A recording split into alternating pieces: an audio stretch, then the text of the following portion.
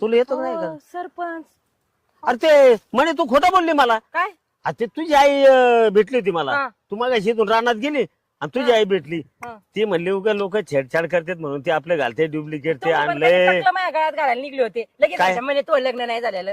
अरे मग टकलं तर टकलं आता काय तुला आपल्याला कोण नाही द्यायचं? बाबा. हा. काय काय लाईन लागलेली आहे आपल्याला तुम्हाला काय माहिती खरं मग पाठीमध्ये लाईन लागती मग दिवसभर.